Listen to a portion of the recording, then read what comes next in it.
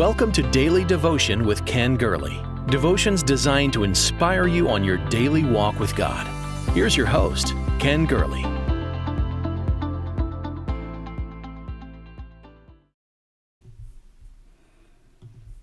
Hey, good morning, everyone.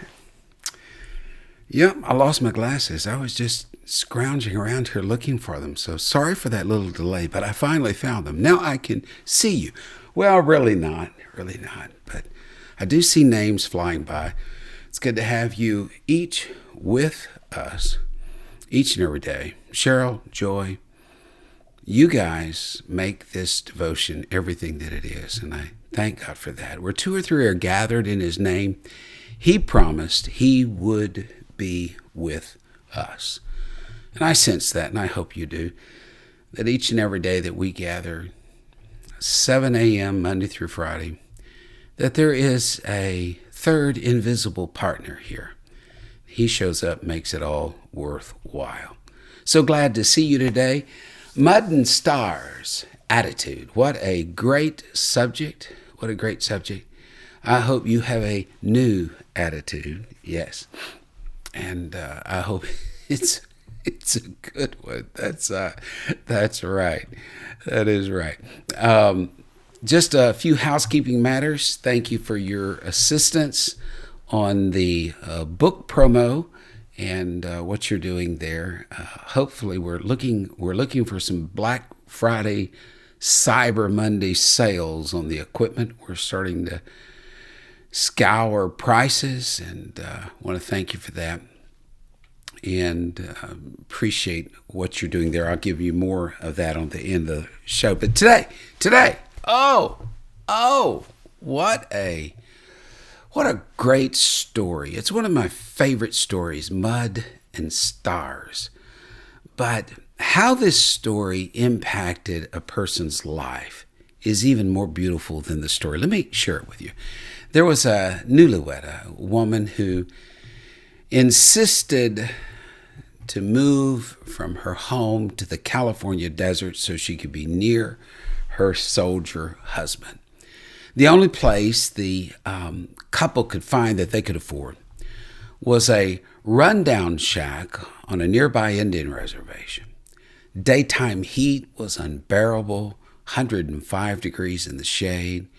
The dry wind blew constantly, covered everything with dust. Nobody spoke English. The young wife felt alone and miserable. Then she found out that her husband was going deeper into the desert for a 2-week period, and she just couldn't stand it any longer. She found a public phone, and she called home to her mom. And her mom replied with those beautiful words, "Two men looked through prison bars.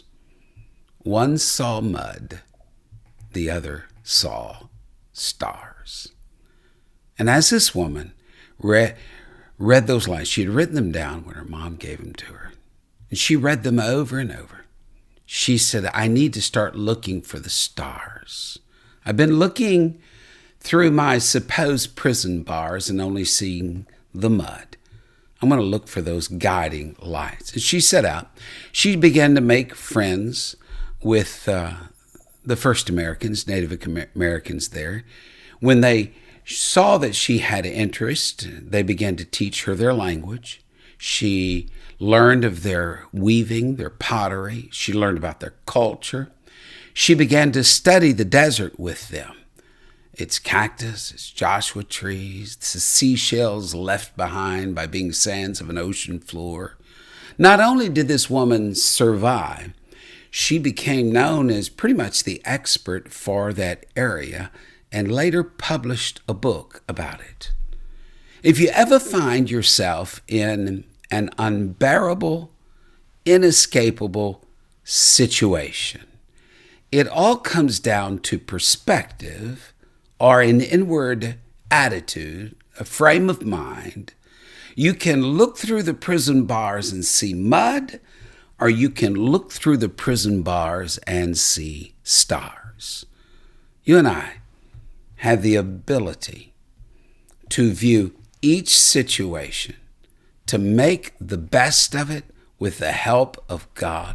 It's not just Pollyanna. This is not just rose-colored glasses. It's recognizing that not one thing happens to us that God can't work for good. And if it's not good, it's not over.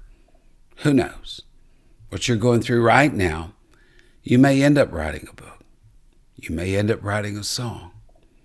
You may end up seeing the greatest miracles of your life, what you've been dreaming for and hoping for, transpire this very moment. Yes, 2 prisoners looked through prison bars. One saw mud, the others saw stars. This woman saw a desert figuratively bloom by her change of perspective, her change of attitude.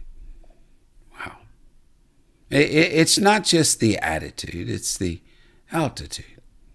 Are you going to look down at the mud, or are you going to look up at the stars? I want to talk about a man today whose name means laughter. It really does. That's what his name means. Isaac Yitzhak in Hebrew. The son of a famous father, Abraham, the father of a famous son, Jacob. Isaac is sort of forgotten. His life is almost like a meaningless bridge in the story of redemption. But a notable thing took place in Isaac's life, and I love this story. His desert blossomed like a rose. I just want to take you to the single chapter in the book of the Bible that is devoted to laughter. This man named Laughter. In Genesis 26, we read there was a famine in the land. There's some things you don't have any choice about. You can't choose your basic genetic makeup, height, eye color, inherent weaknesses, strength, intelligence. So much of that is just in the DNA roulette. Yeah. You can't choose it. Oh. If we'd been born in impoverished countries or in an oppressive regime or in a difficult situation, be much of that we couldn't change. You can't change how you feel about things at times. You feel anger, you feel hurt, love, joy, embarrassment, disappointment, sadness, grief, wonder. Can't always choose your feelings.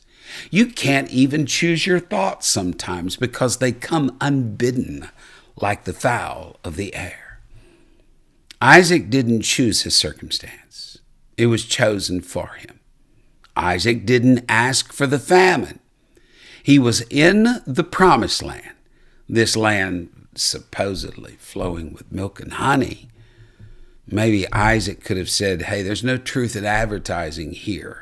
Lord, you promised me blessings, but I've got blastings. And rather than delight, you've given me a desert. Add another S to that, and that becomes sweet.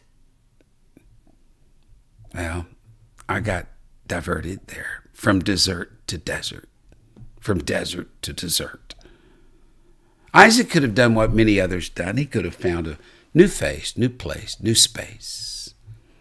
But Isaac did the difficult thing. He started to pack his bag like his father Abraham had done. And I want you to notice something here. I want you to know something about this. Diane, notice this. Abram's name was changed to Abraham. Jacob's name was changed to Israel. So in the patriarchs, that he's the God of Abraham, Isaac, and Jacob. Only Isaac's name was not changed. The Jewish rabbis have a theory about that. They say the reason Isaac's name is not changed is because God tested Isaac one time and he passed the test. I want to pass the test. I want to pass this test, this trial that I'm going through. And when did he pass the test? When did God test Isaac? It was in Genesis 26. You see, up until that time, the Jewish rabbis say that Isaac's life was just a reflection of his father. Whatever Abraham had done, Isaac did until this moment. When the famine came to Abraham, he packed up, went to Egypt. When the famine came to Isaac, he started to pack up and go to Egypt, but God spoke to him and said, stay in the land. I put you in this desert. I put you in this famine. I put you in this drought. I put you behind the bars. I need you to stay there and watch my wonders. And Isaac, he unpacked his bags. He passed the test. And he stayed in that land. But I want you to notice something that Isaac did, that God did not tell him to do. This was a presumption made by Isaac. It was not a presumptuous sin. It was a presumptuous faith, saying, God, if you told me to stay here, then you're going to bless me. Whew, here's what it says. Genesis 26:1 says there's a famine in the land. Genesis 26:12 said, then. When is then? In the midst of a famine. Then Isaac sowed in that land. Whew. He sowed in the midst of a famine, Kurt. He sowed in the midst of bad economic data. He sowed in the midst of troubles and trials and problems, and he sowed in that land. He sowed in the land that was contested. He sowed in the land in the midst of famine. He sowed in that land. Now, God just told him to stay in the land. God didn't tell him to sow. God just said stay. But Isaac knew God and said, God, you wouldn't have told me to stay in this unless you were going to bless me. You wouldn't have given me this sickness unless you're going to bless me.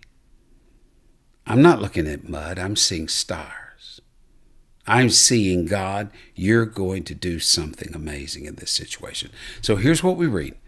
Isaac sowed in that land and reaped in the same year 100-fold, and the Lord blessed him. Isaac made a choice. Some things you have no choice over, but you can choose how you look at a situation. You can choose your perspective, your outlook, your attitude. Isaac chose not to be immobilized by fear, but immobilized by changing his perspective. I'm not fleeing a famine. I'm sowing in the midst of the famine. Oh, listen to me. It's called doing the best of things in the worst of times. God told me to stay in this desert, so Lord, it must mean you're going to make this desert bloom. It must mean you're going to give streams in the desert. You're responsible for how you look at things. You're responsible for your attitude. I may not be able to prevent, Walter Anderson said, I may not be able to prevent the worst from happening. But I am responsible for my attitude toward the inevitable misfortunes that darken my life. Bad things do happen. How I respond to them defines my character and quality of life. I can choose to sit in perpetual sadness, immobilized by the gravity of my loss, or I can choose to rise from the pain and treasure the most precious gift I have, life itself. I am responsible. Isaac's not alone in Scripture. I can think of many others who determined to do the same thing. Paul bloomed in the desert of Philippian jail. Joseph bloomed in Pharaoh's dungeon. Jesus Christ, the Bible says, who for the joy that was set before him endured the cross. He is called the root out of dry ground.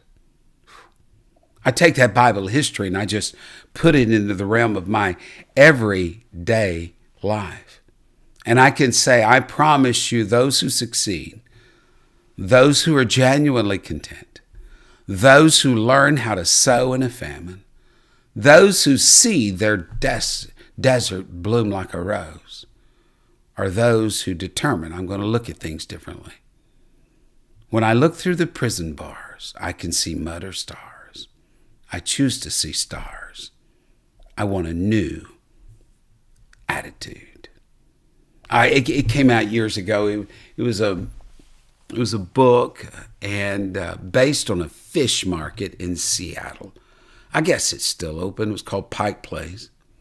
Customers who wanted service had to catch the attention of one of the busy fishmongers lurking behind the counter. It wasn't always easy.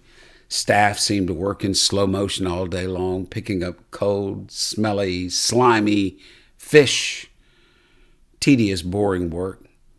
But one day, the owner of the fish market gathered the fishmongers together and said, look, we got to sell more fish. Any ideas on how?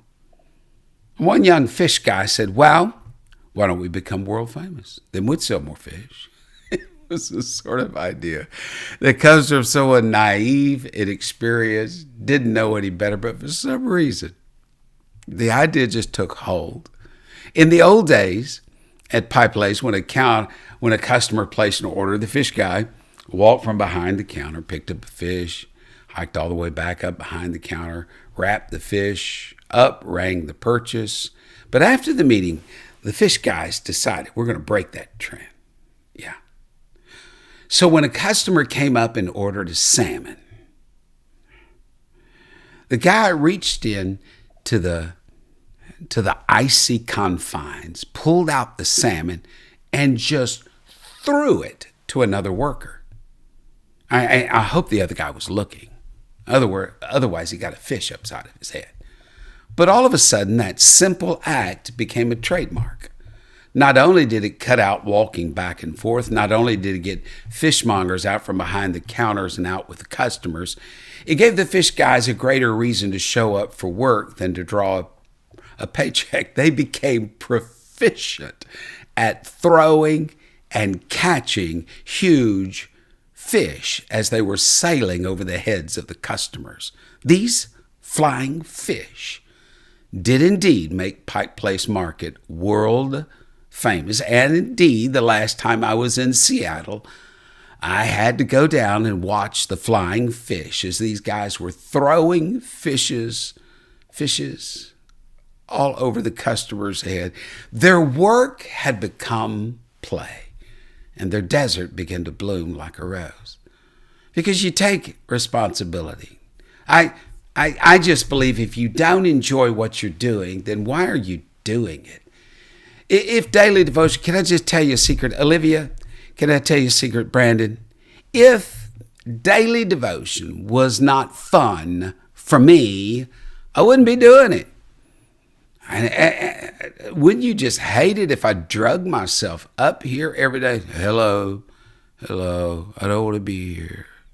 And I know you don't want to be here. Wouldn't you just hate? I hope you don't look at daily devotion that, I got to get up. Brother Gurley's going to know if I don't say something. He's going to accuse me of being a lurker.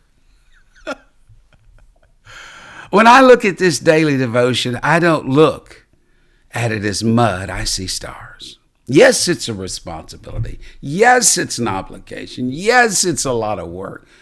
But I have fun doing it. If you can't whistle while you work, why are you doing it at all? Yes. The desert had become a rose at the Pike Place Fish Market because they took responsibility for how they looked at things. Choosing the right attitude is vital. So important.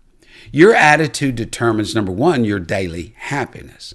Paul stood before Agrippa in chains. It's one of those bad translations, but I just sort of love it. Paul stood before Agrippa in chains and said, I think myself happy. Yeah. You just got to think yourself happy. Later, from a prison cell, Paul said, the secret to my life is that I've learned to be content in every situation, every predicament. You know, both the hummingbird and the vulture fly over our nation's deserts. All the vultures see is the rotting meat because that's what they look for. They thrive on that diet. But hummingbirds ignore the carcasses. Instead, they look for the colorful blossoms of desert plants. The vultures feast on what once was. They live in the past. They fill themselves with what's dead and gone.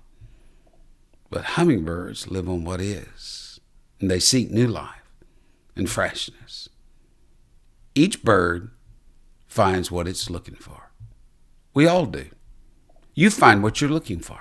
You will find things that will confirm your bias and your outlook on life. And as Solomon said, as a man thinketh in his heart, so is he. It's not outward circumstances that determine my happiness. It's an inward frame of mind. It's a choice of an attitude. Here's the second thing about attitude. Your attitude defines how people know you. Do they know you as gripey and grumpy? I mean, which one of the 7 dwarfs are you? Vicky, which one are you? Yeah. Which attitude are you known for? Say, Brother Gurley, I'm dopey.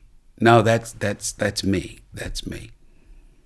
How would you have liked to have lived in Bible days and had your one negative attitude written down for forever for people to see? We all know doubting Thomas. But what would you be known for? Fussy Fred? Gripey Greg? Your attitude defines you. No wonder. James said we put bits in horses' mouth that they may obey us, and we turn their whole body. Look also at the ships. Although they are so large, they're driven by fierce winds. They are turned by a very small rudder. Even so, the tongue is a little member, boasts great things. If a bit can turn a horse and a rudder can turn a ship, our speech is controlled by our attitudes. Your attitude reveals much more about you than anybody you're talking about. Your attitude about who you are and what you have is a very little thing that can make a very big difference. Yes. Get the right attitude and you can transform your world. Here's number 3. Number 3, your attitude affects everybody around you. Paul's optimistic attitude spared the lives of many on that storm-tossed vessel. They were ready to jump overboard. He said, get happy. It's going to be all right. We're going to make it to the other side. Tony Toto operated a pizza parlor in Allentown, Pennsylvania. He survived at least 5 attempts on his life, all arranged for or carried out by his dear wife, Frances.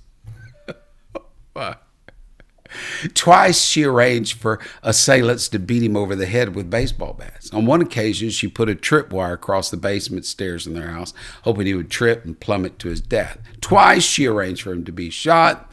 First time she drugged his chicken soup so he would sleep so soundly, and he was shot in the head but somehow survived. Now, this is a picture of a real happy couple, isn't it? Even more miraculous than Tony's survival was his attitude toward his wife when he found out she was responsible for all these things. He held his wife blameless. When she was found guilty, sent to prison for arranging his murder 5 times.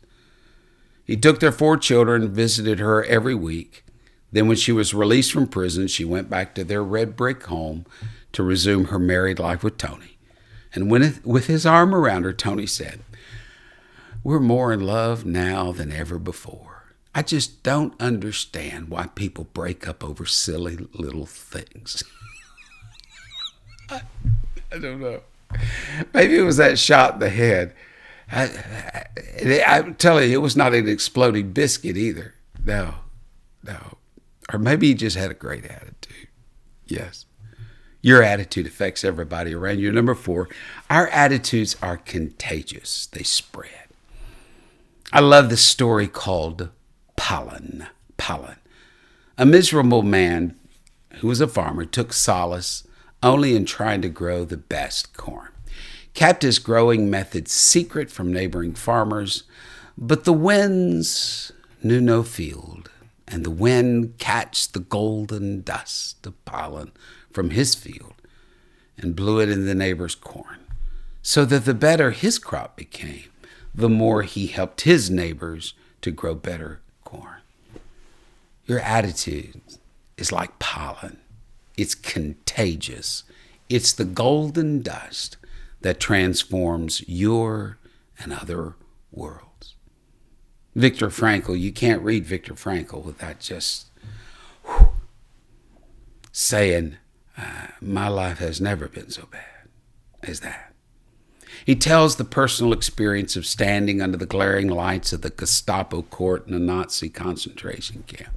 Soldiers had stripped him of every possession, took his clothes, his watch, even his wedding ring. He was totally destitute except for one thing, he said. He realized at that moment he still had the power to choose his own attitude. And that was something nobody could ever take from him. It was that triumphant song. Let me see. Die Gedanken sind frei. My thoughts are free. You can take everything I got, but you can't control how I look at things, what I think about things, how I feel about things. Someone observed that life is determined 10% what happens to you, 90% of how you react to what happens to you. Can you sow in a famine? Can you take steps of faith? Will you look through your prison bars and see stars rather than mud? And if you can, maybe there's 100-fold blessing for you. Maybe your desert will bloom like a rose. Wow, what a powerful devotion today. Powerful devotion. Okay, we're in fundraising season. Once every 2 years, it looks like we're doing this. This one is important. The QR code, we're raising funds, hoping to have enough to pull the trigger on Black Friday or Cyber Monday or whenever we can get the best deals on this equipment. Scan the QR code or go to kengurley.com. If you give, we'll send you a signed book, Blessed. I'm hearing that some blessed are going out, some books on prayer. In a week or so, we're going to do a special something, I don't know what. Probably change books, I don't know. And so if you just want to hold out for a different book, okay, all right. We'll do our best. But thank you for giving. This is to buy all new studio equipment. We need it. Oh, we need it desperately. Yesterday I spent changing light bulbs and some of these things, and we're going to get through it. It's seen us through this far. I'm thankful for it, but it's time to go to the next level. If you could help us, we would greatly appreciate it. Thank you for being a part. Like, follow Facebook, subscribe, X, YouTube, share. Share with others. And go share the love of the Lord and your good attitude. I want to tell you, whether you know it or not, I got a good attitude. Tessie, I got a good attitude. That's right. Usually, though, when I have to say that, I really don't. God bless. Go have a wonderful day. Thank you for sharing in Daily Devotion with Ken Gurley. We pray this ministry has been a source of encouragement and strength to you. Please be mindful that your financial support enables us to meet with you each day. To give a donation or connect with us, visit our website at kengurley.com. There you will also find the latest books, podcasts, and resources. Blessed, 90 Days to Change Your World is Pastor Gurley's latest book. You can get your copy of this life-changing book at kengurley.com. May God's favor rest on you in every way until we meet again.